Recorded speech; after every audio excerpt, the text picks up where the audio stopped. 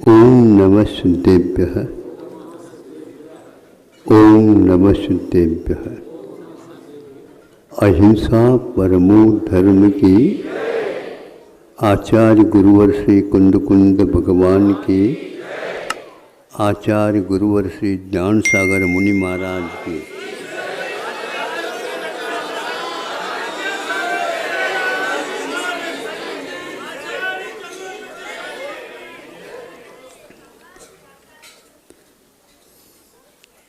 आज चौथा दिन है पर्व का। आप लोगों को हल्कापन महसूस तो हो रहा होगा, शारीरिक दृष्टि से नहीं किंतु मानसिक दृष्टि से हल्कापन होता है। तनाव मुक्त होने से सामने नाव आगे आगे बढ़ती चली जाती है और तनाव में आ जाए तो नहीं भी डूबती है तो डूबने को हो जाती है।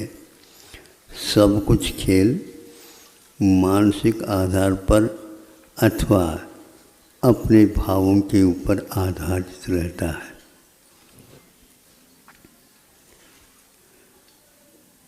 अंत में आप लोगों को भी ये उसी आश्रम में प्रवेश पाना है जिस आश्रम को प्राप्त करके वर्धमान स्वामी ने भी अपने जीवन को वर्धमान बनाए।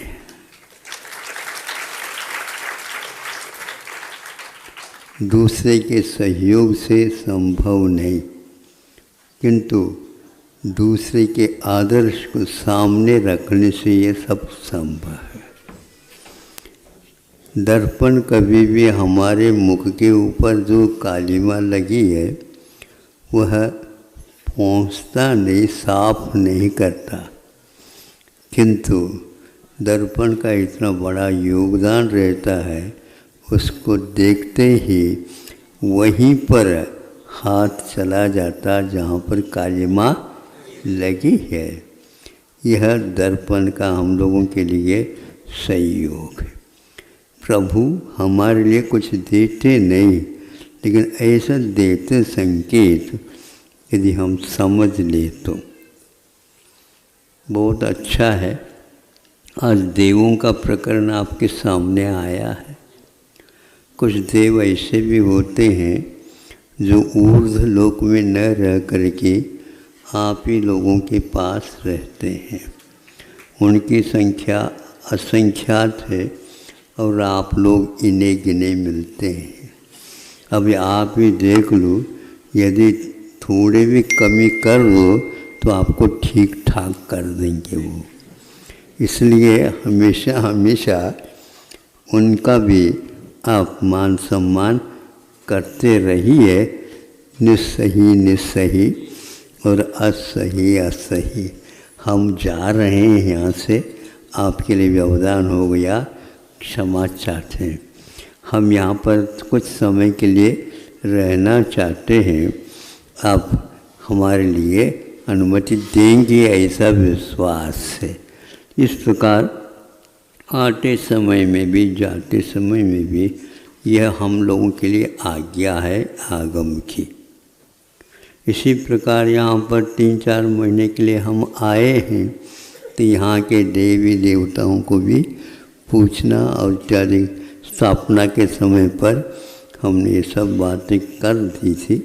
जाते समय में भी हम कह देंगे कि अब हमारा चातुर्मास यहाँ से उठ गया है तो हम जा रहे हैं। साथ होने वाले तो हो जाओ।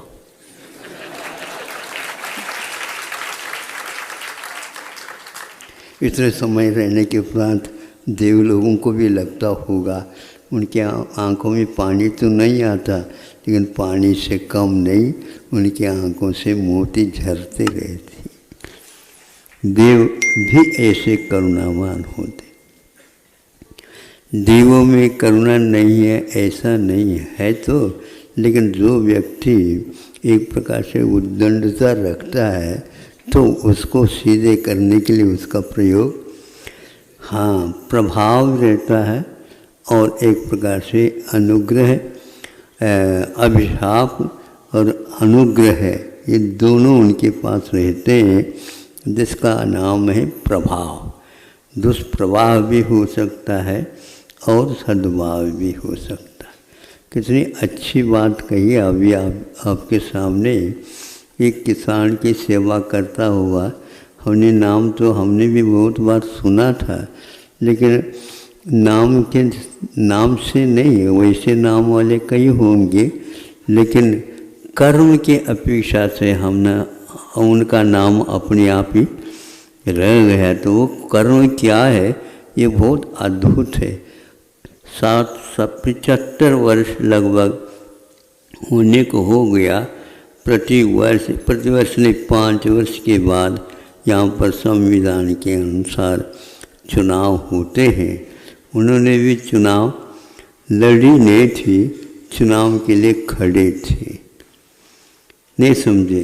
लड़ना तब होता अनेक प्रकार के लोभ प्रलोभ दे करके लोगों को अपनी ओर आकृष्ट करने के लिए उन्हें लोभ दिया जाता। क्या क्या देते हैं तो आप ही जानो, क्या लेते हैं आप ही जानो।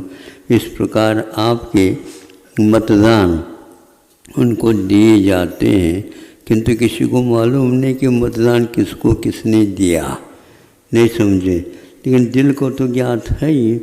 तो दोनों तरफ से कई लोग नोट के बंडल ले लेते हैं और हाँ बिल्कुल ठीक है, हमें भूलना नहीं है। कहाँ आपको कैसे भूल सकते हैं?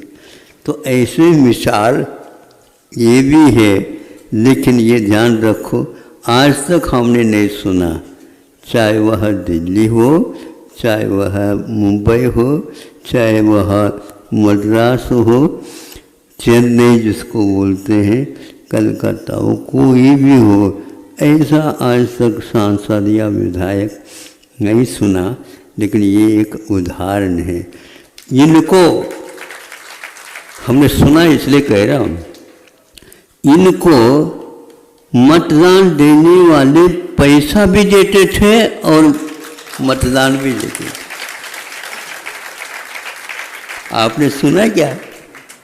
ये बात है बिल्कुल कि वोट तो देंगे, आप खड़े हो रहे हैं इसलिए आप तो जीतेंगे ही, लेकिन आपके लिए क्योंकि इतने दिन रहे घर बार छोड़ करके आप काम कर रहे हैं, तो इतना तो आपको दक्षिणा हमारी लेते जाओ। ऐसे पुरस्कार शायद ही किसी को मिल सकता है और इसको उदाहरण के रूप में इन्होंने रखा है। बहुत अच्छा लगा कि यहाँ आए हैं, लेकिन किस उद्देश्य आए हैं हमें अभी ज्ञात नहीं है। नहीं समझे? देश के अनुसार उद्देश्य बनाना चाहिए, देश के अनुसार ही वेश बनाना चाहिए। विदेशी वेशभूषा में आ गए हो, किंतु यहाँ की पहनाव को थोड़ा सा याद रखो। यदि आप चुनाव में आगे भी खड़े हो जाना चाहते हैं तो वह पजामा इत्यादि न ले करके अच्छे ढंग से कमर कस करके धोती पहन करके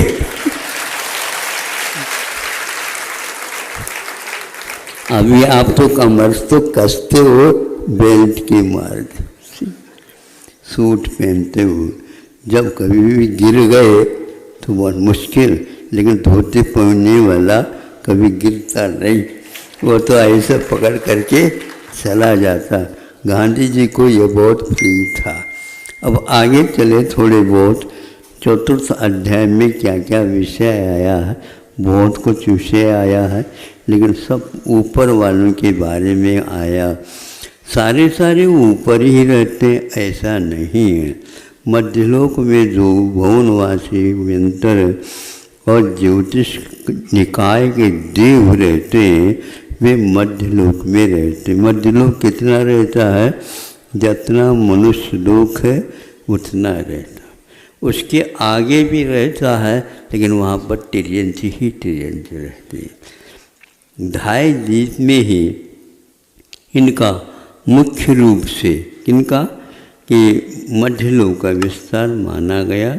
फिर बाद में इसको तिर्यक लोक के रूप में भी कहते हैं। नृलोक जहाँ पर मनुष्य रहते हैं वहीं पर इसको नृलोक बोलते हैं। फिर इसके उपरांत जो कुछ भी है वह तिर्यक लोक कहा है। आजू और बाजू में फैलाव है और ऊपर भी है, लेकिन वह 1 लाख योजन प्रमाण ऊंचाई पर। फिर जब सुमेरु का समापन होता है ऊर्ध्व लोक का वहाँ पर आना होता है, उसकी सीमा यही है। तो मध्यलोक, नृलोक और ऊर्ध्वलोक के बीच में अंतराल क्या है? 1 बाल का अंतराल है। वहीं के वहीं मान लो मुनि महाराज देख ले एक आध बार ऊर्ध्वलोक में भी जा कर के घूम कर के आ जाए, ऐसा संभव नहीं है। सीमा का उल्लंघन करना एक अपराध माना जाता है या लोभ माना जाता है कि आप लोगों का भी कर्तव्य है अपनी सीमा कहाँ तक है ये आप देख लो।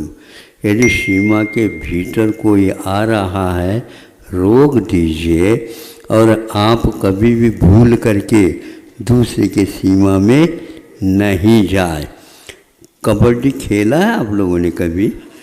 कबड्डी खेला नहीं तो देखा तो होगा। एक अपने घर छोड़ करके दूसरे के घर में जा करके उन व्यक्तियों को पछाड़ करके वापस आता है। यदि मान लो वह किसी को पछाड़ता नहीं, उनको छूता नहीं है, तो वह पकड़ में आ जाए नियम नहीं है, लेकिन आता है, उसके लिए कवर कर देते हैं तो बीच में फंस जाता है। लेकिन ऐसे भी कबड्डी खेलने वाले होते हैं, ये उन सब को पार करके अपने सीमा को छू लेते हैं। जितने व्यक्ति उनके साथ छुए हैं वो सारे तरह आउट हो जाते हैं। भारत आज तक सीमा में रह करके अपना संरक्षण किया है, लेकिन ये भी ज्ञात रहना चाहिए कि यह सीमा का उल्लंघन तब करेगा जब आप भी सीमा का उल्लंघन कर जाते। इसलिए लोभी व्यक्ति ही बहुत कुछ अतिक्रमण वगैरह करते हैं। देव लोग कभी भी अतिक्रमण नहीं करते, वो उनका अपने आप में बहुत, इसलिए उनके यहाँ प्रायः शुभ लेशाएँ होती हैं और भवनवासी इत्यादि में शेष भी रह सकते हैं, ऐसा आगम में उल्लेख मिलता है। एक आगम में उनमें भी शुभ लेशा होती है, किंतु अपर्याप्त काल में शुभ लेशा नहीं अशुभ लेशा भी होते हैं, ऐसा उल्लेख मिला। इसमें एक तोड़ है परे प्रविचारा, एक शब्द आता है जो कल्पोपन्न है, कल्पातीत देव हैं, जहाँ से ग्रैविक अनुदिश्य पंच अनुत्तर विमान आते हैं। उनमें देव हमेशा हमेशा शुक्ल लेशा वाले होते हैं और परम शुक्ल लेशा वाले भी ऊपर और अंत में हो जाते हैं। किंतु यह प्रविचारा का जो अर्थ लिया है कि वेदना दुख प्रतिकार है, प्रविचार है, दुख का प्रतिकार करना। वो कौन सा दुख है? तो यह है, इसी को बोलते हैं वासना प्रविचार है। यह वासना के कारण ही ऐसा होता है। वासना प्राय करके काम को ही कहते हैं, ऐसा नहीं है। वासना का अर्थ पंचेंद्र के विषयों का एक पकड़ होता है, एक आकर्षण होता है, उससे दूर रहते हैं तो नीचे वाले कम करते करते करते ऊपर की ओर चले जाते हैं। 16 स्वर्ग तक इनका विभाजन बहुत अच्छे ढंग से संक्षेप से किया गया है। सर्वप्रथम कायप प्रविचार को रखा है, मनुष्य, तिर्यंज और कुछ देव भी, ये सब कायप प्रविचार में आ जाते हैं। किंतु ऊपर ऊपर के स्वर्ग जो आ गए, उनमें एक एक इंद्रिय का विषय घटाते हुए चले जाते हैं। छू करके ही दुख का प्रतिकार कर लेते हैं या वासना का प्रतिकार कर लेते हैं। फिर इसके उपरांत देख करके भी करते हैं, फिर शब्द के सुन करके भी करते हैं, और अंत तो घटवा मन में मात्र उनको याद करके करते हैं।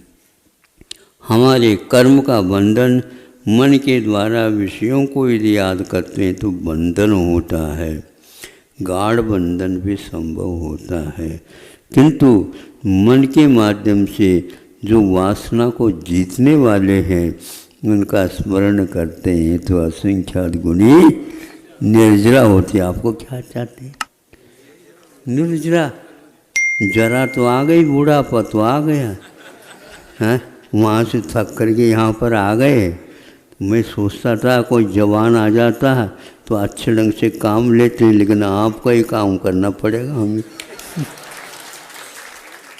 कोई बात नहीं, इस ओर आ गए, ये भी बहुत है कि निर्जरा को याद तो कर रहे हैं जरा अवस्था में, थोड़ा सा भी याद कर लो तो भी प्रभु भजन से हमेशा हमेशा कर्म की निर्जरा होती है। एक बहुत अच्छी बात कही, 5 इंद्रियां तो हैं, लेकिन मन को इंद्रिय नहीं कहते हुए सुख का अनुभव अथवा दुख का प्रतिकार इन्होंने मन के माध्यम से भी किया है। इससे स्पष्ट है कि मन को इंद्रिय कहते हुए भी उसको अनिंद्रिय अथवा ईषद इंद्रिय, अंतरंग आदि आदि कहा है। पंचेंद्रिय के विषय मात्र सारे के सारे बंध के कारण होते हैं, किंतु मन में जो विचार आता है, किंतु ध्यान रखना पंचेंद्रिय के द्वारा कभी भी स्वाध्याय आदि नहीं कर सकते, किंतु श्रुत ज्ञान के माध्यम से, जो श्रुत क्या किसका विषय है? मन का विषय श्रुत को स्वीकारा है। मन का विषय श्रुत का, पंचेंद्रियों में इस प्रकार श्रुत का कभी भी ज्ञान नहीं होता।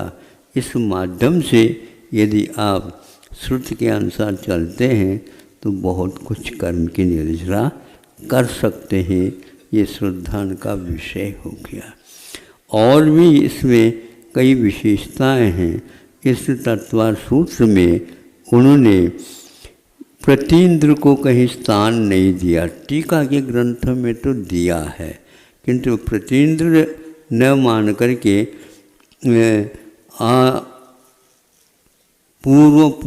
पूर्वयो बिंद्राहा, पूर्व के 2 निकायों में 2 इंद्र होते हैं, ऐसा कहा, प्रतीन्द्र नहीं कहा। ये गाथा आती है प्रतीन्द्रों के लिए। तत्वार सूत्र की टीका इत्यादि में इसका उल्लेख, राजवार्तिक आदि में उल्लेख मिलता है। ये सारे इंद्रों का ही कथन किया है, किंतु प्रतीन्द्रों की कथा न की है। ये महा इंद्र भी बोलते हैं।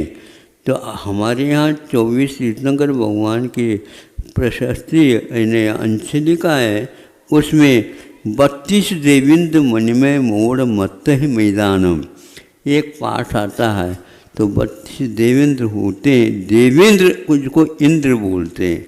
उपेंद्र अथवा प्रचेंद्र आदि की व्यवस्था 100 को पूर्ण करने की अपेक्षा से 100 इंद्रों के द्वारा पूजित है। उसमें चक्रवर्ती भी आ जाता है और सिंह भी आ जाता है। तो इस प्रकार 3 देवों के द्वारा और मनुष्य और त्रियंशों के द्वारा जो राजा के रूप में स्वीकार है, उनके द्वारा पूजे जाते हैं। ये 100 हो जाते हैं। महाराज ने प्राचीन गाथा आपके सामने रखी है। हाँ, भवना में 40 है, ये सब लोग जानते हैं ना। पूजन में तो आ जाते हैं, पर पूजक तो है, लेकिन पूजा का अर्थ समझना चाहिए। अभी धीरे धीरे सीख रहे हैं, 10 दिन में तो आएगा नहीं, लेकिन फिर भी संस्कार तो आप ले जा सकते हैं। एक और है कि परा और अपरा, ये 2 शब्द आते हैं प्राय करके आयु के नापतोल के लिए। यह परा और अपरा प्राय करके प्रयोग किए हैं। तो परा मैंने उत्कृष्ट कहलाता है और अपरा मैंने अपरा, यानी उत्कृष्ट नहीं है, उनको अनुत्कृष्ट कहते हैं।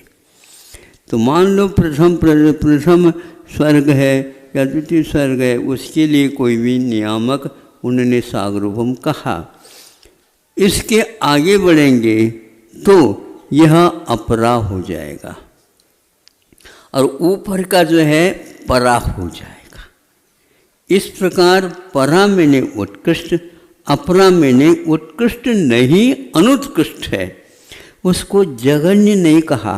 समझाने के लिए उस सर्ग की अपेक्षा से वह जघन्य होता, किंतु अपरा का अर्थ होता है परा न, उत्कृष्ट नहीं है, वह अनुत्कृष्ट है। इस प्रकार नीचे जैसे जैसे आएंगे हम, वैसे वैसे अपने आप ही जघन्य क्या है हमें देखने को उपलब्ध होगा। 3 अध्याय में नारकियों के सब मेजरमेंट जो है नापतोल बताया। तो अब इसके उपरांत वहाँ पर एक छूट गया था, वह 4th अध्याय में आकर के जघन्य के रूप में आ गया। कहाँ पर जघन्य है? नरकों में अथवा देवों में जो होते 10,000 वर्ष वाले, ये जघन्य कहलाएगा। जघन्य उसको बोलते हैं जिसके बाद और जिसके नीचे कोई भी अब हिसाब किताब नहीं है, और उत्कृष्ट उसको बोलते हैं जिसके ऊपर कोई अब हिसाब किताब नहीं है। बीच में क्या है? बीच में यदि नीचे से ऊपर की ओर चले जाते हैं तो वह अजघन्य के रूप में सुनने में आएगा। 10,000 वर्ष जघन्य है, उसके ऊपर यदि मन प्रथम पृथ्वी इत्यादि में आप चले जाते हैं तो वह बढ़ता चला जाएगा, ये अजघन्य कहलाएगा।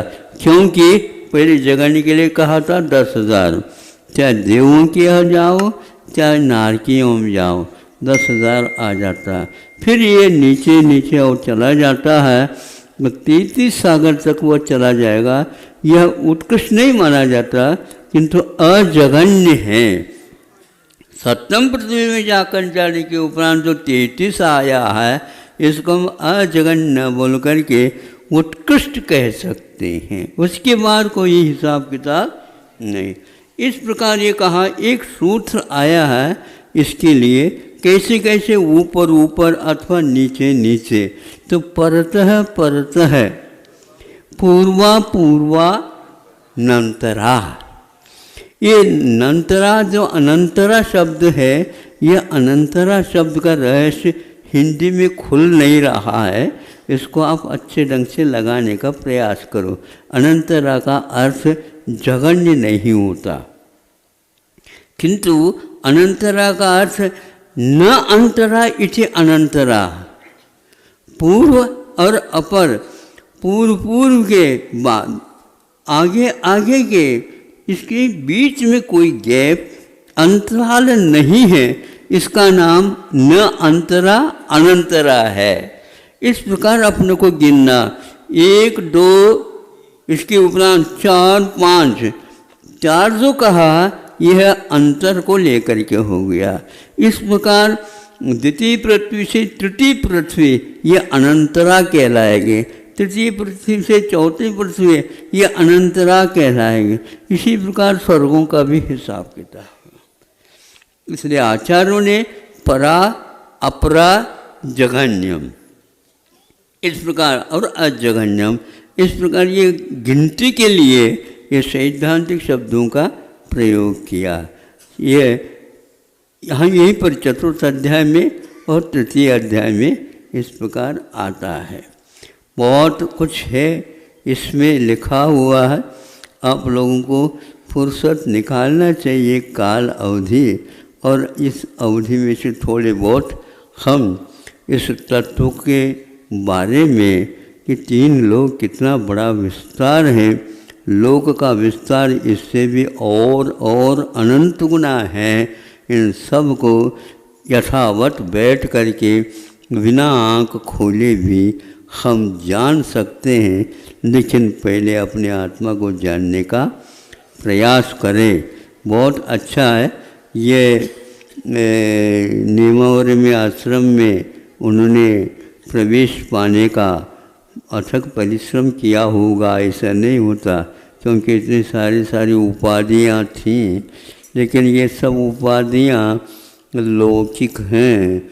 समाधि हमारे लिए श्रेष्ठ है, उसको समझ करके उन ब्रह्मचारियों के बीच में वो रहे। हमें पहले परिचय नहीं था, बाद में ज्ञात हुआ महाराज ये ऐसे ऐसे हैं, तो मैं दिखता रह गया, दाढ़ी भी रख रखी है। अब कोई किसी प्रकार से सेवन ओखलाक भी नहीं और ये टोकलाक भी नहीं है, क्योंकि केस रोज करना अथवा उसकी साधना करना इनका ध्येय बन गया है। ऐसे बहुत अच्छा है, आगे भी ये धीरे धीरे बढ़ने का प्रयास करेंगे। कुछ लोग इनमें से छिल्लक बन करके साधना वगैरह कर रहे हैं, और यहाँ पर भी उसी का अनुकरण करके यहाँ के लोगों ने भी यह उपक्रम किया। यद्यपि है गांव भी यहाँ पर है, तो सारे लोग आकर के इसमें सम्मिलित होने का प्रयास कर रहे हैं। और एक वर्ग रह गया है महिलाओं का, लेकिन वह हमारे वश की बात नहीं, उनमें है कितने किसको व्यक्ति को किस ढंग से व्यवस्थित करना। यदि वो व्यवस्थित करके 2-3 आ जाएं और हाँ हमारे लिए आप आशीर्वाद दे दो, हम संभाल लेंगे सबको। संभालना क्या, हम स्वयं संभलेंगे, वो भी संभलेंगे, सब मिल कर के हम धर्म ध्यान करना चाहते हैं। तो समाज हमारे लिए बार बार आकर के कहते हैं महाराज इस स्टेशन पर गाड़ी रुक गई, क्यों गई, इसको चालू कर दो। तो भाई हमारे हाथ में नहीं है, जब तक यात्री गाड़ी में बैठेंगे नहीं तो कैसे हम बैठाएं। और ज़बरदस्ती हम टिकट किसी के हाथ में देते नहीं। अब बिना टिकट भी यदि आप चढ़ना चाहें तो हम मना नहीं करेंगे, लेकिन आपको उतरना ही पड़ेगा, क्योंकि यहाँ की नियमावली ही ऐसी है। तो ये नियमावली आपको पसंद आ रही है? हाँ हाँ बिल्कुल, हाँ, ताकि वो घबरा सकते हैं भैया इनका क्या हो रहा है क्या पता। वहाँ पर कोई भी न्यूज़ यहाँ इधर आती नहीं बाहर, कैसे कभी घबराने की बात नहीं, बहुत अच्छी खुशी के साथ ये रह रहे हैं। ये बात अलग है कि हमारी खुशी तो लुट गई, ये लोग डबल खुशी मना रहे हैं, तो हम क्या कर सकते हैं। हाँ वो तो हम भी तैयार हैं, लेकिन हम ऐसा तैयार नहीं हो सकते हैं।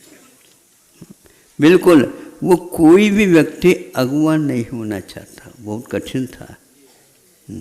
ये आप लोग यदि एकता रखेंगे तो ये आनंद आना मिला, ध्यान रखना, नहीं तो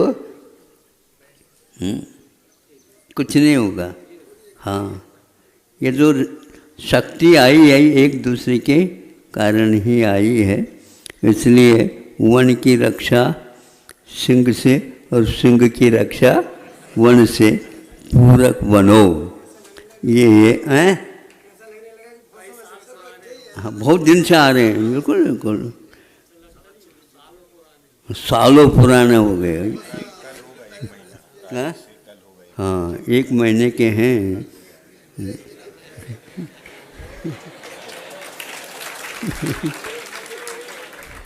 एक महीने में बोलने लगे। अहिंसा परमो धर्म की।